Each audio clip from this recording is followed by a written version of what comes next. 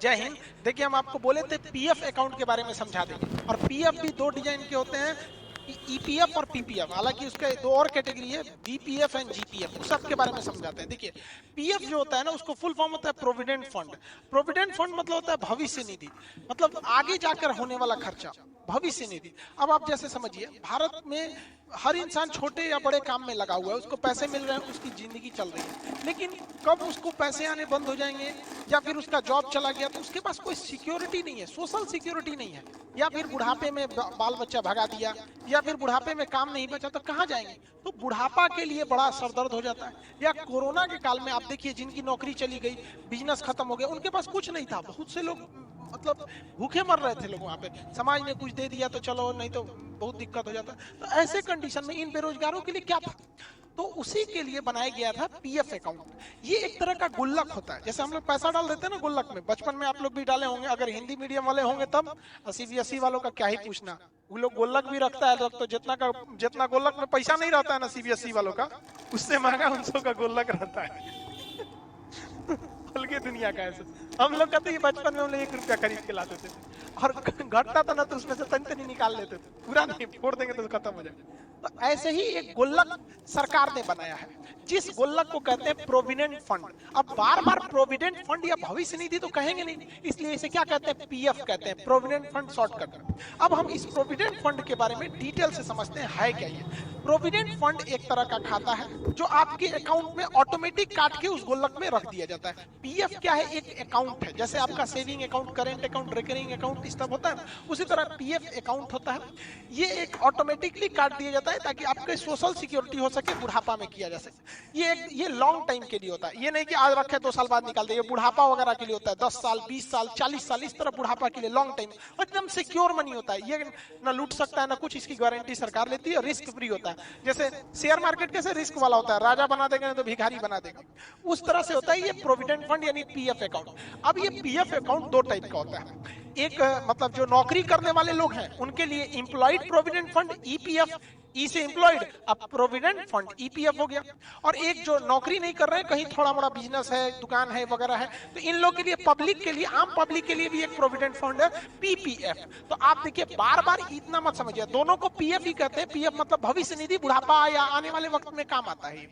बस ये नौकरी करने वालों के लिए ईपीएफ होता है, और जो नौकरी वगैरह नहीं कर रहे हैं, छोटे मोटे दुकान है, बिजनेस व्यापार कर रहे हैं, उनके लिए पीपीएफ होता है। दोनों एक प्रकार है किसका, पीएफ अकाउंट का, इसलिए अमूमन दोनों को लोग पीएफ ही कहते हैं। हालांकि हम दोनों में अंतर बताएंगे कभी, लेकिन बीच बीच में हम पीएफ बोलेंगे तो आप समझिएगा। चलिए हम दोनों में अंतर समझ जाते हैं। ये है आपका ईपीएफ। ईपीएफ मतलब नौकरी करने वालों को, तो ईपीएफ में तो नौकरी वाले आ जाएंगे लोग, और पीपीएफ पब्लिक प्रोविडेंट फंड, सामान्य पब्लिक आ जाएंगे लोग। समझिए अब दोनों में क्या अंतर है। ये कंपलसरी लगाना होता है, ये कंपलसरी उस व्यक्ति को जमा करना ही पड़ता है। ये कंपनी की जिम्मेदारी होती है, जिस कंपनी में 20 से ज्यादा कर्मचारियों को वेतन मिल रहा होता है। ठीक है, 20 से ज्यादा। अब जैसे मेरे पास अगर 16 कर्मचारी है तो हम पीएफ उनका नहीं खुलवाएंगे, लेकिन जिस कंपनी में, चाहे वो सरकारी हो चाहे वो प्राइवेट हो, उसमें क्या करती है कंपनी की जिम्मेदारी रहती है कि उस बंदे का एक गुल्लक यानी खाता खुलवा दे, उसे कहेंगे पीएफ अकाउंट करें। ये कितना दिया जाता है वर्कर्स को, मैं मतलब 12%। जैसे उसकी जितनी सैलरी देनी है ना, तो कंपनी क्या कहती है, उसको फुल सैलरी नहीं देगी, उसमें से 12% क्या करेगी, भैया तुम पीएफ में भर दो, और जब तुम रिटायर होगे या नौकरी छोड़ के जाओगे तो हम ये खाता तुमको दे देंगे, ताकि फ्यूचर में यही पैसा रिटायरमेंट के टाइम पे मिलता है। तो लोगों को लगता है सरकारी में रिटायरमेंट में दुकान मिलता है, भैया वो हर महीने काट काट के रखा है, रिटायर होइएगा तो एक के बार दे देता है। समझ में आ गया, ये नौकरी करने वालों को। ऐसा नहीं कि केवल सरकारी, जैसे आप जियो में काम करिएगा, टाटा में काम कीजिएगा, उसमें 20 से ज्यादा कर्मचारी होते हैं, तो उसमें आपका भी पीएफ अकाउंट खुलेगा। और आप इंप्लॉय हैं तो आपके पीएफ अकाउंट के पहले क्या लगा दिया जाएगा, जैसे आप पीएफ तो प्रोविडेंट फंड हो गया, इंप्लॉय है तो ईपीएफ हो जाएगा। लेकिन अगर वही आप आम पब्लिक है, सब्जी है, चाय की दुकान है, तो आप एक आम पब्लिक है, तो आपके प्रोविडेंट फंड यानी पीएफ अकाउंट के आगे पब्लिक लगा दीजिएगा, पब्लिक प्रोविडेंट फंड हो गया। ये क्या है, ये ऑप्शनल है, कोई भी खुलवा सकता है। इसके लिए बस उसको चाहिए, इंडिविजुअल व्यक्ति कोई खुलवा सकता है जिसके पास इनकम है। बस शर्त यह है कि वो भारत में रह रहा होना चाहिए। अगर भारत के ही अमेरिका में रह रहे हैं काम करने आ रहे हैं, या जो सऊदी में काम करते हैं, वो लोग नहीं खुलवा सकते इसमें। यहाँ समझ में। अब बात आती है, ये गोलकवा रहता कहाँ है, कहाँ गुल्लक रहता है, तो आम पब्लिक को कहा जाता है कि आम पब्लिक का जो पीपीएफ अकाउंट होता है पीपीएफ, वो कहा जाता है कि आप या तो बैंक में खुलवा लीजिए या तो फिर आप पोस्ट ऑफिस में खुलवा लीजिए, आपके लिए कोई रोक टोक नहीं है, आप कहीं पे खुलवा सकते हैं। लेकिन जो कर्मचारी होते हैं, इंप्लॉय होते हैं, उनके लिए एक अलग बैंक है, वो उसको दुनिया के किसी आदमी से मतलब नहीं है, उसका काम है गुल्लक रखना, उसका नाम है ईपीएफओ। ई से हो गया तो ईपीएफ तो है, ओ लगा दीजिए, EP employed provident fund organisation. EPFO एक ऑर्गेनाइजेशन है जिसका काम है जो सरकारी या प्राइवेट कंपनी में जो जो काम करता है उसका पैसा अपने पास रखता है और कहता है हम रिटायरमेंट के टाइम देंगे। हम क्या देंगे रिटायरमेंट के टाइम, और जितना दिए है ना उसमें से और बढ़ा के देंगे। समझ में गया कि नहीं आ गया? तो बस अंतर यही होता है कि जो इंप्लॉय लोगों का अकाउंट खुलता है वो ईपीएफओ के अंडर में खुलता है, और जो पब्लिक आम पब्लिक के लिए पीपीएफ खुलता है वो बैंक और पोस्ट ऑफिस में खुलता है। अब इसके लिए जिम्मेदार है श्रम मंत्रालय, उसके लिए श्रम मंत्रालय जिम्मेदार है, और इसके लिए बैंकिंग सिस्टम जिम्मेदार है यानी आरबीआई है। ये 12% आपकी सैलरी से काट लिया जाता है। इसमें आपको तो सैलरी मिल ही नहीं रही है तो 12% काटेगा क्या? अब आपका मन, आप हर महीने या हर साल आप 500 रुपया जमा कर दीजिए, या 500 से 1.5 लाख रुपया जमा कर सकते हैं। अब कोई सब्जी वाला है, अब वो सोचता है कि हमें 1 रुपया कर, मान के चलिए 2 रुपया के हिसाब से सोच रहा है, साल भर में उसका भी लगभग 700 रुपया हो जाएगा। उस हिसाब से वो साल भर में 500 से लेके 1.5 लाख रुपया तक जमा कर सकता है। बशर्ते अंतर क्या है, इसे पोस्ट ऑफिस या बैंक में जाके जमा करना पड़ेगा।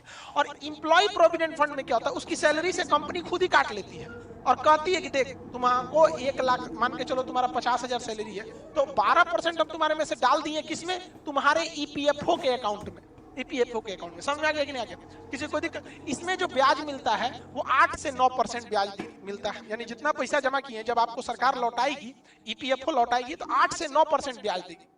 जबकि इसमें जो आम पब्लिक के लिए है, तो आम पब्लिक के लिए देख रहे हैं फिक्स भी नहीं है, कोई 500 दे रहा है, कोई 1.5 लाख दे रहा है, तो इसमें थोड़ा ब्याज कम मिलता है, उससे 1% कम। इसमें 7 से 8% ब्याज मिलता है, जबकि इसमें 8 से 9% ब्याज मिलता है। यानी ब्याज के हिसाब से देखिएगा तो इन दोनों के हिसाब से ये थोड़ा सा अच्छा ब्याज दे देता है, 1% ज्यादा दे देता है। और इन ब्याज की जो तुलना होती है प्रत्येक तिमाही होती है, हर 3 महीना पे ब्याज दर बढ़ाया घटाया जा सकता है। सरकार अगर ब्याज बढ़ा देती है तो आपको फायदा है, सरकार घटा देती है तो आपको घाटा हो जाता है। अगर सरकार कह दे कि हम 10% ब्याज देंगे तो आप ही के पैसों पे ज्यादा ब्याज मिल जाता है। उसके बाद देखिए ये कब कंप्लीट होता है, तो ये इंप्लॉई लोगों के लिए है। ये वाला प्रोविडेंट फंड जो है भविष्य निधि इंप्लॉई के लिए है, तो कहा जाता है इसकी मैच्योरिटी यानी ये कब पूरा होगा, जब आप रिटायर यानी सेवानिवृत्त होंगे तब।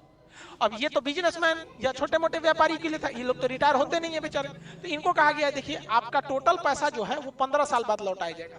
आप कहेंगे काहे लौटा रहा है, तो सुनिए ध्यान से, आपका हर महीने जो 12% ईपीएफ के रूप में यानी पीएफ अकाउंट में कट रहा था, वो जब आप रिटायर होंगे ना तो उसमें 9%, 8 से 9% ब्याज जोड़ के वही आपको दे दिया जाएगा। समझ में गया? उसी को कहा जाता है रिटायरमेंट के बाद भी सरकारी में पैसा मिलता है। इसमें भी है, आप 15 साल तक जमा कीजिए और उसके बाद आपका जब 15 साल बाद निकालिएगा तो आपको 7 से 8% जो उस समय का रेट रहेगा उस रेट से आपको पैसे मिल जाएंगे। अब आप एक बार में निकालिए या उसमें महीना महीना बनवा दीजिए। वैसे रिटायरमेंट के टाइम पे आप एक बार में पैसा निकालिए, महीना महीना बनवा दीजिए। लेकिन मान के चलिए कि कोई व्यक्ति है, वो सरकारी कर्मचारी है या प्राइवेट कर्मचारी, मान के चलिए प्राइवेट है, तो प्राइवेट भी इंप्लॉय है तो उसका भी जो प्रोविडेंट फंड यानी पीएफ अकाउंट होगा वो तो इंप्लॉय है तो ईपीएफ ही होगा। अब उसको बीच में पार्शियल विड्रॉल करना है, बीच में पैसा निकालना है, उसको रिटायरमेंट तक नहीं रखना है, तब तो कम से कम 5 साल बाद वो पार्शियल विड्रॉल कर सकता है। कम से कम 5 साल रखेगा। कब? एक कंडीशन है, उसके यहाँ शादी ब्याह पड़ गई बेटा बेटी का, या उसको दवा में इमरजेंसी आ गया, एजुकेशन के लिए लेना है, बेटा बेटी को पढ़ाना है, कहना है कि भैया इस सैलरी से नहीं हो रहा है हमारा है, थोड़ा सा दे दीजिए, लड़का का फीस जमा करना है, तो शादी, मेडिकल, एजुकेशन या इमरजेंसी में आप 5 साल बाद कुछ पैसा निकाल सकते हैं, पार्शियल विड्रॉल, नहीं कि पूरा निकाल लें। इसमें भी सेम कंडीशन है, 5 साल बाद पार्शियल विड्रॉल कर सकते हैं। कितना अच्छा है, जैसे आप भी गोल्लक रखते हैं तो जब देखते हैं कि कुछ नहीं हो रहा तो पार्शियल विड्रॉल कर देते हैं, कुछ शिक्षा उच्चा डाल के इसे निकाल लेता है, 1-2 रुपया बचपन में निकाल लेता था। तो इसमें दोनों सेम होते हैं सर। इसकी सबसे बड़ी खासियत होती है इन दोनों की, ये दोनों की दोनों डेब्ट लायबिलिटी 0 होती है। जैसे मान के चलिए कि मेरे पीएफ अकाउंट में यानी प्रोविडेंट फंड, अब वो पीएफ अकाउंट दोनों टाइप के हो सकते हैं, या अगर हम इंप्लॉय हैं तो ईपीएफ और नॉर्मल पब्लिक हैं तो पीपीएफ, तो दोनों तो प्रोविडेंट फंड है ना पीएफ। मेरे पीएफ में 4 लाख रुपया है सपोज, और हम बैंक से कर्जा लिए हैं 5 लाख रुपया, और हमारा ना खेत है ना घर है ना कुछ है। अब बैंक कहेगा हमरा 5 लाख दो, हम कहेंगे कुछ नहीं है, तो बैंक कहेगा पीएफ अकाउंट में 4 लाख है, हम पीएफ से निकाल लेंगे। तो सरकार कहती है खबरदार, पीएफ अकाउंट की लाइबिलिटी जीरो होती है, डेट लाइबिलिटी जीरो होती है। हम करोड़ों भी कर्जा ले सकते हैं, लेकिन उस कर्जे की भरपाई मेरे पीएफ अकाउंट से कोई नहीं काट सकता है। ये इसीलिए इसे कहा जाता है सबसे सिक्योर अकाउंट होता है, कोई काट ही नहीं सकता आपका यहाँ पे। दूसरा, ये ईईई एग्जेम्प्ट एग्जेम्प्ट एग्जेम्प्ट, यानी इस पैसे पर ब्याज भी नहीं मिलता है। जैसे सरकार को टैक्स नहीं मिलता, ब्याज का दिए, टैक्स नहीं होता है, टैक्स फ्री होता है। जैसे हम बुढ़ापा में रिटायर हुए, हमको 10 लाख रुपए पेंशन मिल गया, तो 10 लाख रुपए सरकार भागो यहाँ पे से, नहीं यहाँ पे टैक्स लेने आओगे, एग्जेम्प्ट एग्जेम्प्ट एग्जेम्प्ट, टैक्स नहीं होता है। तो इसकी एक और फायदे होती है, रिस्क फ्री भी है और सिक्योर भी है, टैक्स भी नहीं देना होता। अब ये जो पीएफ अकाउंट होता है, प्रोविडेंट फंड, चाहे वो इंप्लॉय का प्रोविडेंट फंड हो या आम पब्लिक का प्रोविडेंट फंड हो, यानी पीपीएफ हो या ईपीएफ हो, ये एक इंसान का एक ही खुलता है। जैसे पैन कार्ड, आपका पैन कार्ड एक ही बनता है, परमानेंट अकाउंट नंबर आपका एक ही खुलता है। अब आप कहेंगे कि सर मान के चलिए कोई आदमी टाटा कंपनी में काम कर रहा था, तो उसका कंपनी में काम कर रहा है यानी ईपीएफ अकाउंट होगा, वो टाटा को छोड़ के महिंद्रा में जाएगा तब कोई दिक्कत नहीं है। ईपीएफओ जो डिपार्टमेंट है कहती है उसका जो अकाउंट है ना, जिसमें 12% टाटा डाल रहा था, टाटा छोड़ दिया ना, कोई दिक्कत नहीं, इसी अकाउंट में महिंद्रा डाल देगा। कल को महिंद्रा छोड़ के जियो में काम करने लगा, कोई बात नहीं, जियो इसमें डाल देगा। यानी एक व्यक्ति का पीएफ अकाउंट, चाहे वो ईपीएफ हो या पीपीएफ हो, लाइफ में एक ही खुलता है, दोबारा दूसरा नहीं खुलता है। जैसे आप यूट्यूब पर एडसेंस एक नाम से एक ही बनता है, उससे ऐड का पैसे उसमें आते हैं, तो ये एक इंसान का एक ही बनता है, इसमें कोई दिक्कत नहीं होता है। 1 पर्सन 1 अकाउंट होता है, जैसे एडसेंस वगैरह की होती है। आप समझ आ गए कि नहीं? इसमें कितना जमा करना होता है? 12%, इसमें 500 से लेके 1.5 लाख। आप समझ गए पीएफ अकाउंट। अब इसी पीएफ को लोग, इंप्लॉय है तो कहता है हमारा ईपीएफ है, और नॉर्मल आदमी है, पब्लिक है तो कहता है पीपीएफ है। यहाँ पे दोनों में कोई खास अंतर नहीं है। लेकिन समझिए, कुछ इंसान ऐसे होते हैं जिनका खेत भी है, कहीं पे बिजनेस खेती चल रहा है, अच्छा खासा लाखों रुपए खेती से आ रहा है, तो कहता है कि यार हम अपनी सैलरी से बुढ़ापा के लिए महज 12% कटवा रहे हैं, हम चाहते हैं कि 12% से ज्यादा कटवा दें, 50% कटवा दें। तो सरकार कहेगी ना, हमरा 12% कटबे करेंगे, हमरा इंप्लॉय का हम कितना काटते हैं? 12% ही काटते हैं। हम पीएफ के अकाउंट में जो इंप्लॉय है उसका हम कितना काटते हैं? 12% काटते हैं। तो क्या करना, हमरा ज्यादा काट लीजिए, क्योंकि अभी जमाने में हमको पैसा की कोई कमी नहीं है, इधर उधर से आ जा रहा है, ससुरालों से कुछ पैसा मिल जाता है। तब इसके लिए कहा गया है कि अगर गवर्नमेंट इंप्लॉय है, कौन है? गवर्नमेंट इंप्लॉय, और वह गवर्नमेंट इंप्लॉय कहता है कि हमको ज्यादा पैसा कटवाना है, हमको क्या कटवाना है? ज्यादा पैसा कटवाना है। तो सरकारी इंसान जब कभी भी कहता है कि नहीं, हमारा जो 12% का लिमिट है, इससे हम ज्यादा पैसा रखना चाहते हैं ताकि हमको बुढ़ापा में ज्यादा मिले, तो ऐसे प्रोविडेंट फंड को, ऐसे भविष्य निधि को हम जनरल प्रोविडेंट फंड कहते हैं, जीपीएफ कहते हैं। ये केवल सरकारी इंप्लॉय ही इसको कर सकते हैं। तो जीपीएफ वही खुलवा सकता है ना जिसका पहले से ईपीएफ यानी इंप्लॉयड प्रोविडेंट फंड हो। अब मान के चलिए कोई टाटा में काम कर रहा है, कोई रिलायंस में काम कर रहा है, कोई महिंद्रा कंपनी में काम कर रहा है, तो वो कंपनी भी अपने कर्मचारियों के लिए क्या करती है? ये कंपनी भी अपने कर्मचारियों के भविष्य के लिए इंप्लॉयड प्रोविडेंट फंड दे रही होती है। तो ये कंपनी वाले भी, प्राइवेट कंपनी के कर्मचारी भी अगर कहते हैं कि नहीं, हमें जवानी से ज्यादा बुढ़ापे में पैसा की जरूरत है, हम भी अपने 12% वाले लिमिट से बढ़वाना चाहते हैं, तो उनके प्रोविडेंट फंड यानी उनके भविष्य निधि को कहते हैं वॉलेंट्री प्रोविडेंट फंड। वो अपने मर्जी से ज्यादा देना चाहता है, वॉलेंट्री प्रोविडेंट फंड। तो जब कभी भी आप लिमिट क्रॉस करते हैं तो ये क्रॉस द लिमिट को दिखाता है कि जो 12% का लिमिट है, अगर कोई सरकारी कर्मचारी अपना ईपीएफ अकाउंट यानी जो उसका ईपीएफ है, इंप्लॉयड प्रोविडेंट फंड, अगर वो 12% से ज्यादा दे रहा है, सरकारी है तो जीपीएफ, 12% से ज्यादा दे रहा है तो इसे बीपीएफ होता है। ये नॉर्मली हम आपको बता रहे हैं। ईपीएफ में मैक्सिमम जो होता है 9% मिलता है, जबकि आम पब्लिक के लिए पीपीएफ में 8% मिलता है। उस हिसाब से तो इंप्लॉयड वाला थोड़ा सा ठीक ठाक है, लेकिन इन दोनों से अच्छा एक भविष्य निधि है, रिटायरमेंट के लिए स्पेशल प्रोग्राम है, उसका नाम है एनपीएस, नेशनल पेंशन स्कीम। ये पेंशन के लिए ही बना ही है। अब अगर आप ध्यान से देखेंगे तो ईपीएफ जो है इंप्लॉयड के लिए 1952 से बना हुआ है, और जो आम पब्लिक के लिए बनाया गया है 1968 में। यानी पीपीएफ जो आया था ये आम पब्लिक के लिए प्रोविडेंट फंड वो 1968 में आया था और एम्प्लॉयड के लिए 1952 में आया था। और ये 2004 में नेशनल पेंशन स्कीम आया। ये कहा गया कि भैया इसके लिए कोई एज लिमिट नहीं है। 18 साल का लड़का है अगर वो भी सोचता है कि बुढ़ापा में हमको पेंशन मिले, तो 18 से 65 साल का आदमी, कोई भी, ये ऑप्शनल है, वो हिंदुस्तानी रहना चाहिए, वो इसमें खुलवा सकता है। लेकिन इसका पैसा आपको रिटायरमेंट के बाद मिलेगा, क्योंकि इसका नाम है नेशनल पेंशन स्कीम। तो ये 60 साल तक इसकी मेच्योरिटी होती है, यानी आपको इसमें 60 साल तक पैसे डालने हैं। अब इसमें भी आप पार्शियल विड्रॉल कर सकते हैं। 5 साल बाद शादी पड़ गया, बाल बच्चों का, इमरजेंसी आ गया, एजुकेशन में डालना है, तो आप पार्शियल विड्रॉल कर सकते हैं। लेकिन सबसे मुश्किल पैसा निकालना है तो इसी में है। इसकी लिक्विडिटी एकदम लो होती है, ये आपको जल्दी पैसा निकालने नहीं देता है सब। जबकि देखिए, अगर आप पीपीएफ देखिएगा या ईपीएफ देखिएगा, यानी इन दोनों प्रोविडेंट फंड में, तो पार्शियल विड्रॉल थोड़ा इजी था, लेकिन इसमें पार्शियल विड्रॉल बहुत ही टफ होता है। क्यों टफ होता है? क्योंकि जब आप कभी भी इसमें पैसा डालते हैं ना, तो कंपनी क्या करती है, आपके पैसे को थोड़ा सा म्यूचुअल फंड में इन्वेस्ट कर देती है और कुछ बॉन्ड में इन्वेस्ट कर देती है। तो कंपनी कमाती है और आपको ज्यादा पैसा दे देती है। तो ये थोड़ा रिस्की होता है। इसमें क्या करते हैं, रिस्की होता है। इसमें भी आपको डेप्थ से कोई मतलब नहीं है, आप कितना भी कर्जा लिए रहेंगे, आपके एनपीएस अकाउंट से आपको पैसे नहीं काटे जाते हैं। ये भी टैक्स फ्री होता है, एग्जेम्प्ट। इसमें लगभग आपको 10% रिटर्न मिल जाता है, 10%। जबकि आप याद कीजिए, जो आपका पब्लिक प्रोविडेंट फंड था आम पब्लिक के लिए, उसमें मैक्सिमम जो मिल रहा था आपका 8% था। एम्प्लॉयड के लिए जो प्रोविडेंट फंड था ईपीएफ, उसमें 9% मिल रहा था मैक्सिमम, इसमें 10% मिल जाता है। तो अगर हम आपसे कहें कि ईपीएफ पीपीएफ जो आम पब्लिक के लिए, यानी हो गया प्रोविडेंट फंड बुढ़ापा के लिए, तो पीपीएफ में मिला था आपका मैक्सिमम 8%, एम्प्लॉयड प्रोविडेंट फंड में मैक्सिमम 9% और नेशनल पेंशन स्कीम में 10%। यानी ईपीएफ से अच्छा ईपीएफ, सबसे अच्छा एनपीएस। यानी अगर आप सोचते हैं भविष्य निधि के लिए, तो सबसे बेटर आपके लिए एनपीएस है। लेकिन ये सब के सब आपको कहने के लिए है। आप देखिएगा तो हर साल महंगाई भी लगभग 8 से 10% बढ़ जाती है, तो आपको 10% एक्स्ट्रा मिलेगा, तो आप समझिए उस समय तक तो उतनी महंगाई मिलके आपको बराबर कर दी चुकी रहेगी, बहुत ज्यादा प्रॉफिट नहीं देगी। ये आपको सिक्योरिटी देती है, बहुत प्रॉफिट नहीं, बहुत ज्यादा प्रॉफिट के लिए फिर आपको स्टॉक मार्केट या म्यूचुअल फंड, स्टॉक मार्केट में सेंसेक्स या निफ्टी में और बिटकॉइन वगैरह में होता है। ये तो किसी और क्लास में समझाएंगे, स्टॉक मार्केट, बिटकॉइन वगैरह वगैरह, ये थोड़ा ऊंची चीज है।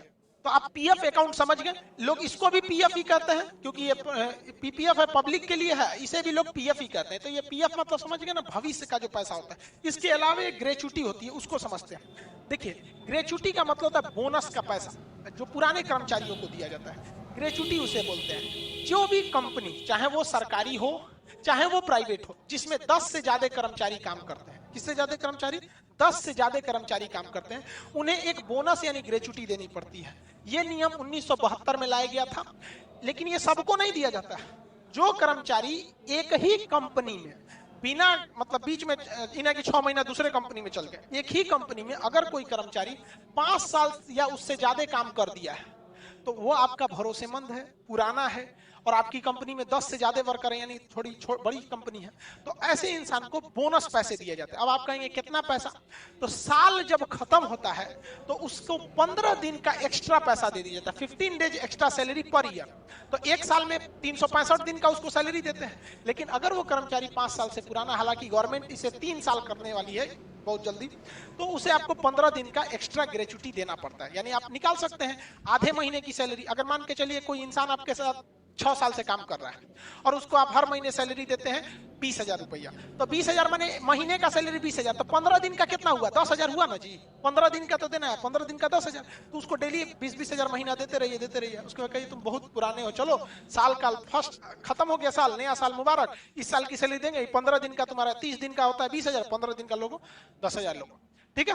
हालांकि देखेंगे तो ग्रेच्युटी निकालने का फॉर्मूला भी होता है। फॉर्मूला होता है जो आपकी बेसिक सैलरी दिए गए, उसके बाद जो डेयरिंग अलाउंस दिए गए हैं, महंगाई वगैरह का भत्ता, इन दोनों को जोड़ दिया जाता है, फिर 15 से गुणा कर दिया जाता है, फिर कितने टेन्योर, कितने साल से आप उसमें काम कर रहे हैं, 6 साल 7 साल 10 साल, और उसमें 26 दिनों से भाग दे दिया जाता है। क्योंकि ग्रेच्युटी निकालते समय महीने को 26 दिन का ही रखा जाता है, संडे हटा के रख दिया जाता है। तो इस हिसाब से अगर मान के चलिए कि कोई आदमी है जिसकी सैलरी है 40,000 रुपया और 12,000 रुपया उसको डीए मिल रहा है, यानी टोटल उसकी सैलरी कितनी हो जाती है, सैलरी प्लस डीए मिला के 52,000 रुपया। तो ग्रेचुटी निकालने के लिए इन दोनों को जोड़ दिया जाता है, तो दोनों को जोड़े हैं तो 52,000 रुपया यहाँ लिख देते हैं। 52,000 गुड़े कितना दिन का सैलरी देना है, तो 15 से यहाँ गुड़ा कर देते हैं। मान के चलिए यह व्यक्ति 10 सालों से काम कर रहा है, इसका टेन्योर यहाँ कितना लिख देते हैं 10 साल, बटा कितना से भाग देना है 26 से। जब आप 26 से भाग देंगे तो 26 दूनी 52, यहाँ हो जाएगा 2,000, यहाँ कितना हो जाएगा 2,000 बस। तो इस तरह देख रहे हैं आप, इसका 10 साल का टोटल ग्रेचुटी आ रही है 3 लाख रुपए। तो हर साल का 10 साल का ना जी, हम तो यहाँ 10 साल निकाल दिए ना टोटल टेन्योर का, कि 10 सालों में इसे ग्रेचुटी के रूप में 3 लाख, तो हर साल इसे ग्रेचुटी कितनी मिलेगी, तो 10 साल का 3 लाख है तो हर साल का 30,000 रुपया। तो इस प्रकार इसे ग्रेचुटी मिलेगी। तो ये एक प्रकार का क्या चीज है, बोनस होता है। बैंकिंग में अभी अगला टर्म जो आपको बताएंगे एनईएफटी, आरटीजीएस और आईएमपीएस, और उसके सबके ऊपर ही आ गया है यूपीआई, और सबके ऊपर बाप बैठा है एनपीसीआई, ये अम्ब्रेला है। इसके बारे में आप नेक्स्ट वीडियो में समझाएंगे। आई होप आप पीपीएफ अकाउंट, पीएफ वगैरह समझ गए होंगे। मिलेंगे नेक्स्ट क्लास में। जय हिंद।